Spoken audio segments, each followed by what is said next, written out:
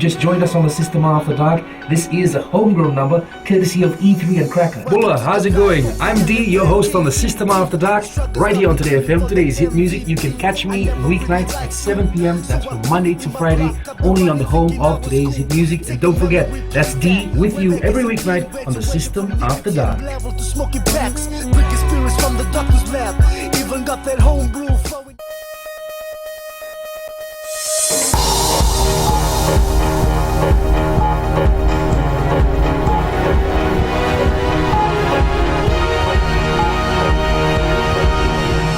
Good evening, this is FBC News. I'm Amrita Priyadarshini. In this bulletin, PM encourages former Fiji citizens in Canada to return home. Fiji concerned with agriculture export ban by New Zealand. And Fiji committed to EPA negotiations.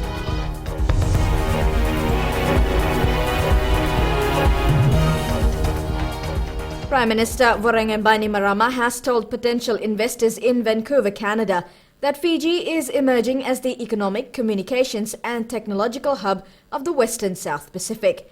Speaking during a network breakfast with Vancouver Board of Trade, Bainimarama said reforms have allowed easier investing in Fiji. Ritika Pratap reports. Vodafone Bainimarama told the guests an online single window clearance system or a virtual one-stop shop has been launched to speed up the investment process.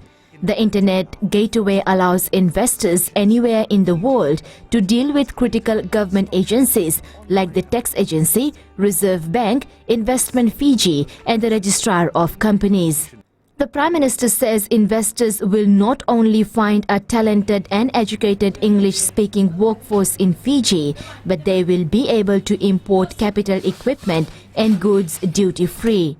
Bainimarama says investors can enjoy the lowest corporate taxes, a flat rate of 20% with a reduction of 17% for companies that base their international or regional headquarters in Fiji. He says foreign investors can take advantage of preferential trading arrangements with other Pacific Island countries as well as Australia and New Zealand. Investors will enjoy tax-free status for 13 years in certain targeted regions of the country. The Prime Minister also made similar comments during lunch with Surrey Board of Trade yesterday. He is in Canada to celebrate Fiji Day with former Fiji citizens. Ritika Pratap, FBC News. Now, a joint operation has resulted in the seizure of drugs worth more than 100 million Fijian dollars at Suva Wharf this afternoon. A Fijian national is in police custody and is expected to appear in court soon after parcels containing amphetamine weighing close to 80 kilograms were found inside a shipping container. The operation involved the Fiji Police Force, New Zealand Customs, Fiji Revenue and Customs Authority and the Australian Federal Police. New Zealand has suspended the export of 4 agricultural products from Fiji. The Fijian government is concerned, saying that the actions taken by New Zealand are unjustified. Chanel Sivan reports. New Zealand has suspended eggplant, mango, breadfruit and papaya imports, claiming there were anomalies in the operational measures taken in Fiji under the bilateral quarantine agreement. Trade Minister Ayasayed Kayum says the actions taken by New Zealand's Primary Industries Ministry to imports are unjustified in light of Fiji's strong commitment to biosecurity. Speaking to FBC News from Australia, New Zealand's High Commissioner to Fiji Mark Ramsden says if Fiji wants its commodities to reach New Zealand, it needs to follow protocols. There has of late been problems with the heat treatment facility, which culminated in a shipment of produce to New Zealand, under which the treatment protocols were not followed. So that is a real problem for New Zealand. However, Syed Kayum says it is highly irregular that New Zealand has opted to suspend all imports of the 4 commodities rather than simply rejecting any consignment over which they had concerns. Chanel, I should be clear, the action on this rests on the Fiji side. They have to be able to reassure the New Zealand quarantine authorities that the treatment plant is working according to the agreed protocols. And I should be clear, these are protocols that are agreed between New Zealand and Fiji. Fijian officials have requested to meet their counterparts in Wellington, New Zealand to resolve the issue. Mark Ramsden says he is not aware of any meeting happening, but adds New Zealand officials have offered to fly to Fiji and help. The meeting is expected on Wednesday. Chanel Shivan, FBC News. 2 people are dead after a road accident in Raki yesterday. The employees of Fiji Electricity Authority were travelling in a twin cab which drove into a cane truck near Navatu Fijian School. It's believed the truck had broken down and was parked in the middle of the road. The 2 men, a 30-year-old and a 44-year-old, were rushed to the Lautoka hospital but were pronounced dead on arrival. Police say the driver of the truck also suffered injuries. Now the road death toll stands at 38. Fiji will continue negotiating for a comprehensive economic partnership agreement with the European Union. Trade Permanent Secretary Shaheen Ali says the onus is now on Pacific leaders to spearhead the political dialogue after the EU halted talks because of long-standing fisheries management and conservation issues. Maggie Boyle with the story. Access to trade in the European Union remains the ultimate goal for Fiji and other small island states, with the Economic Partnership Agreement being the guiding framework. Negotiations hit a stalemate earlier this year, with the EU calling for a 3-year halt to talks because of significant disagreements on fisheries management and conservation. Trade Permanent Secretary Shaheen Ali says the progress of EPA talks will now depend on the Pacific's political will. The political engagement with the EU, they strongly recommended that we should approach EU and have them agree to a political dialogue at a political level, because the technical discussions that have been taken thus far have been exhausted. Ali adds there are several avenues for such political dialogue to be held, which include the upcoming Pacific Islands Forum Leaders Meeting, the UN General Assembly, and/or a specific meeting to address the issue. He says even though Papua New Guinea has pulled out of the comprehensive EPA discussions, there's still an impetus for Fiji to continue talks. We'll continue to negotiate as a single negotiating bloc, and will not consider fragmenting the region based on interest groups. For example, those countries that are parties to the interim agreement can remain with the interim agreement, and others pursue a comprehensive EPA, and those have a fishing interest can have some other arrangements. EPA negotiations began in 2004 with 13 other countries in the region, including Fiji. Given the status quo, its conclusion may yet be a long way off. Maggie Boyle, FBC News.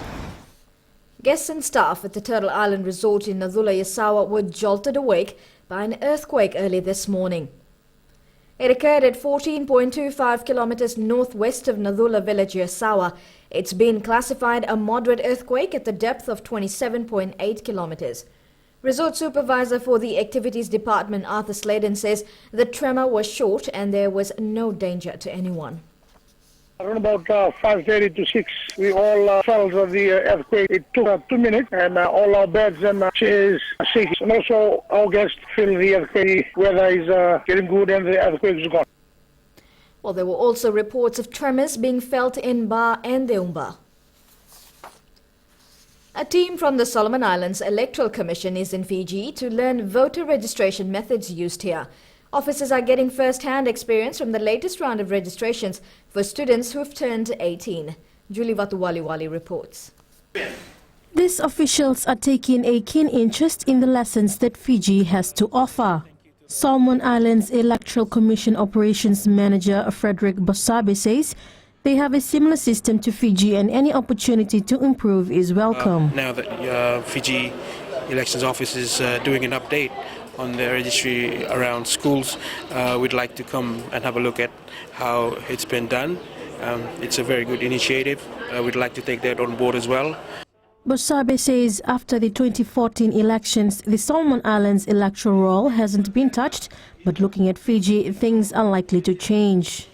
We are now planning to have an update, a continuous update kind of mechanism within the Solomon Islands, and part of which is trying to capture 18-year-olds as we are similar in that circumstances. So we'd like to take that on board as well. Election Supervisor Mohammed Saneem says Fiji too may have some lessons to learn from the Solomon. We'll also discuss registration issues that they face in their country and the ones that we face in our country with them, and try and come up with some solutions so that this process is improved.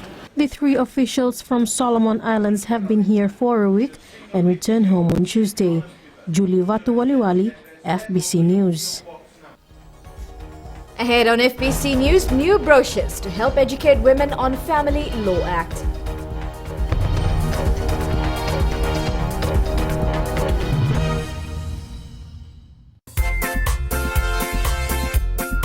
Ya bina boleh menonton pasal main emosi dengan kena bola FM 62 na seri na ngona ninden remanda kay Central Rental sa pagka na pasal ko kita minichi me ba na koloko. Ni sa bola. Oya wa wati soni dalai. Gonga emosi don. Nama kikirau mena tolu kina bitu. Ena via kabi. Moliti kina porombuka. Goria na lali ne kabi. Bola FM number 2 na seri.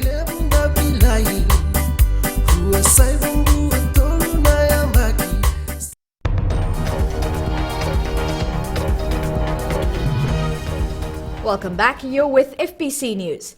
Minister for Women, Children and Poverty Alleviation, Rosie Akbar, has urged parents to monitor their children. Speaking at the opening of the Kinoya Children's Fun and Awareness Day this morning, Akbar told the parents that they need to be careful whom their children meet and are friends with. She says it's the responsibility of the parents to ensure that their children are cared for and are safe. We need to strictly monitor their timings, the time they leave home, the time they spend in school, and of course the time they are supposed to reach home. If your child doesn't reach home on time, that should set some alarm bells ringing. She also told the parents to keep an eye on the usage of social media. Women are expected to have a better understanding of the Family Law Act thanks to brochures launched by the Fiji Women's Rights Movement. FWRM Executive Director Tara Chetty says the brochures will empower women often left in highly vulnerable situations. Sharin Lata reports. Laws relating to family violence, child abuse, divorce and maintenance are in these brochures, describing different aspects of the Act and related family court services. These brochures contain the exact and correct information for anyone wanting to access the services. These brochures will be available both here at the court but also at women's centres around the country. Tara Chetty says they want to ensure that women, particularly marginalized women, receive the crucial information they need in accessing legal institutions and services. The brochures were launched by Chief Justice Anthony Gates. These brochures will help, helping families to live lives that are happy and that they feel that when they come to the court they're going to get fair treatment and justice. The other aspect, of course, is that we want protection of the growth and future of children.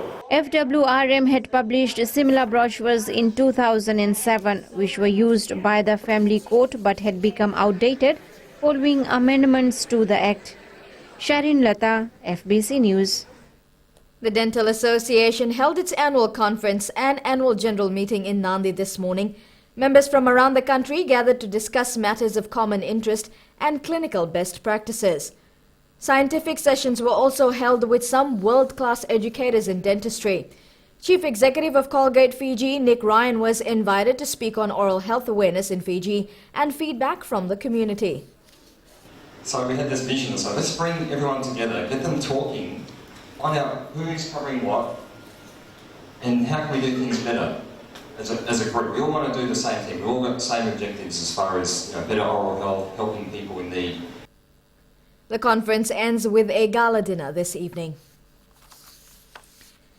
The Women's Ministry presented 5 sewing machines to Kamba Women's Group from Tailevu and Dilkusha Girls' Home in Nosuri earlier this week. This assistance request had been made directly to the Minister's office early this month. Minister Rosie Akbar says this assistance aims to support the skills development and income generation for women and young girls. Akbar says such opportunities are also open to individual women, particularly those who come from underprivileged families.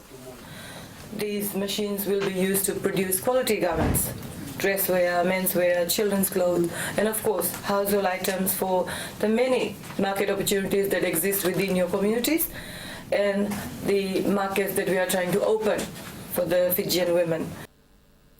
Since 2009, the ministry has distributed 3,077 sewing machines to 1,709 communities and 25 individuals.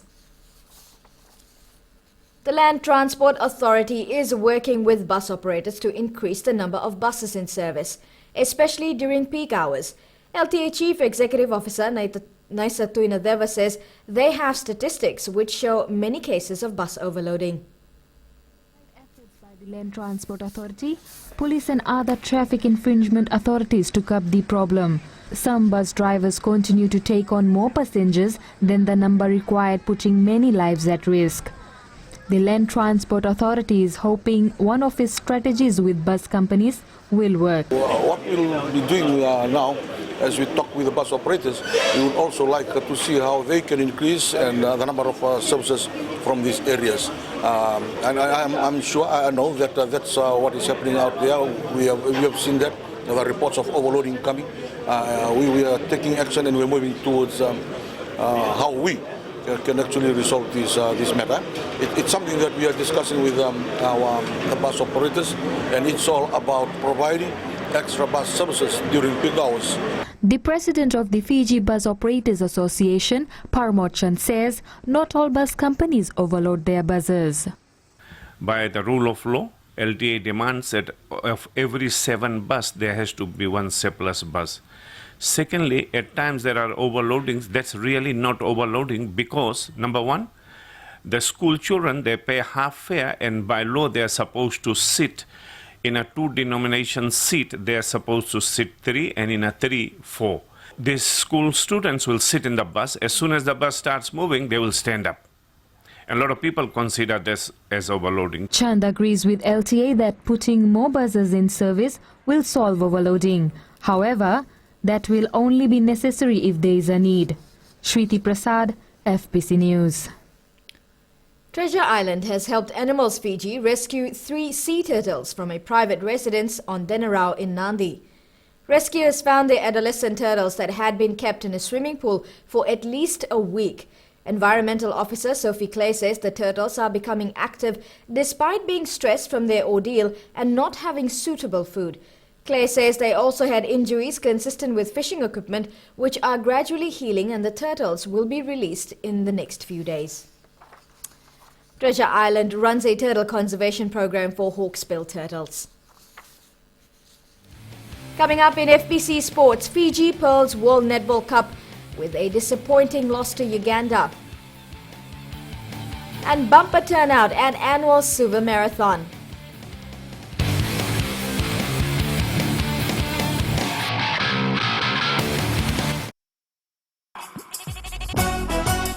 छू छू छू हे हे नमस्ते Fiji, आपके हर एक problem की दवा लेकर मैं आ गई हूँ 9 से 12 बजे तक आपकी सहेली रेनू। छू छू छू 40 में 20 का दिखना है।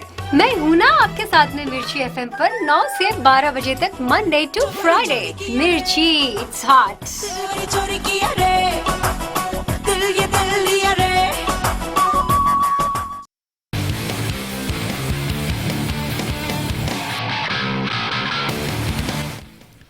Welcome to FBC Sports. The Fiji Pearls suffered another upset loss in the Netball World Cup in Australia, this time to Uganda 61-40. The Kate Carpenter coach side looked out of sorts against their African opponents, who, although are ranked 7 places below Fiji, played an outstanding match.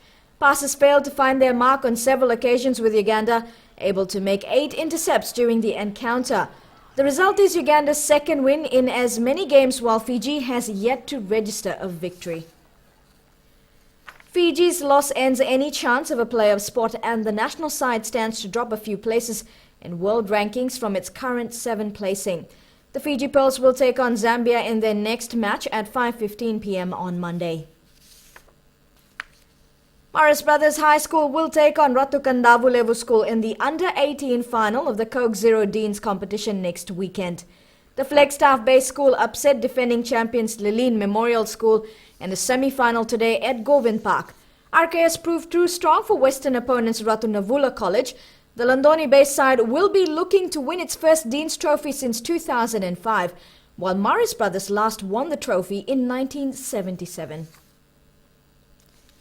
The Coke Zero Deans finals will be held next weekend at the ANZ Stadium in Suva.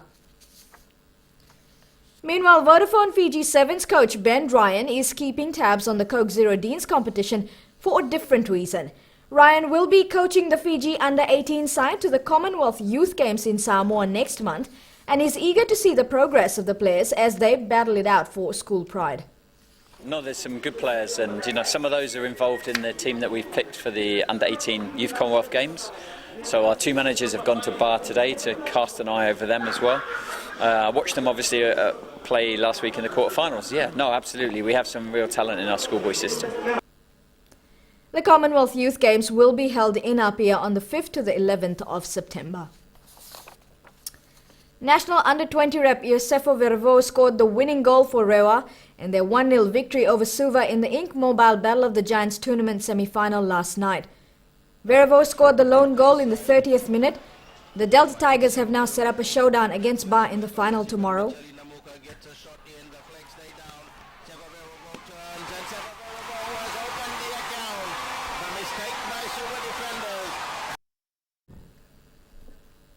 The final between Ba and Rewa will kick off at 3 p.m. tomorrow at Ratadakambao Park. The Suva Marathon recorded an overwhelming turnout in Nasese this morning, despite the wet weather conditions in the capital city. Runners of every creed, age and color braved the rain and strong winds to participate in the event. Chalindao Dakadaka has more.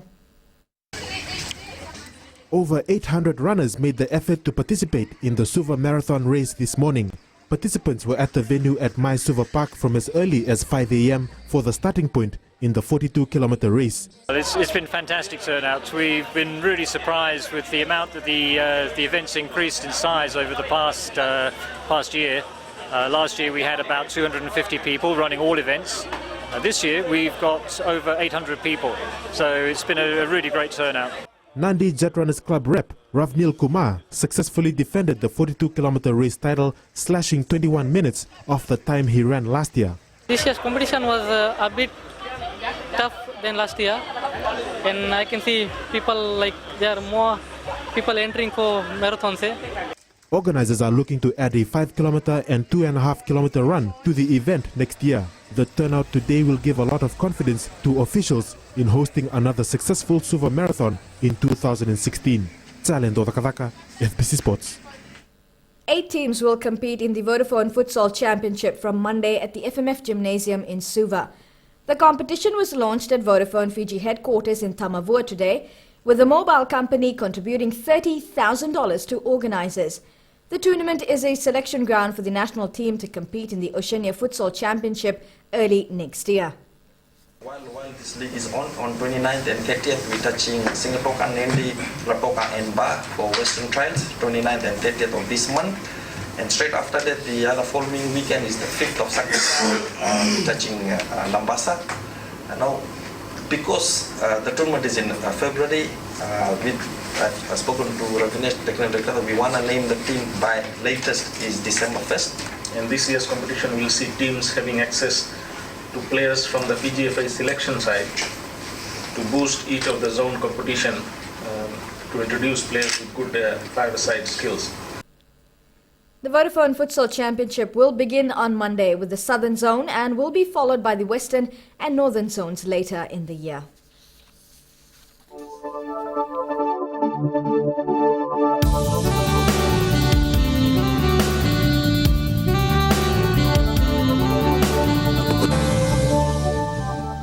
Well, showers were experienced over most parts of the country today.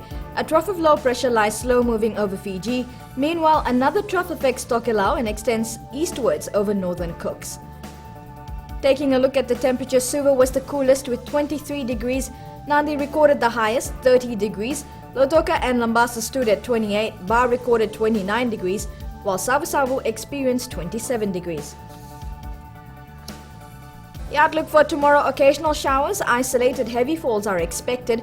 Showers easing and clearing from the west tonight. Moderate northwest to southwest winds, fresh and gusty at times, becoming southerly from tonight, moderate to rough seas. The outlook for Monday: fine apart from brief showers over most places. It shall be cool at nights. Recapping our main points, Prime Minister Vorenke Bainimarama tells former Fiji citizens in Canada to return home and invest. 2 men are dead after their twin cab collided with a cane truck in Raki Raki yesterday. And government concerned on New Zealand's ban of agricultural products. Onto our poll segment. This week we are asking, should we have phone tapping in line with international standards? Visit our FBC website to take part.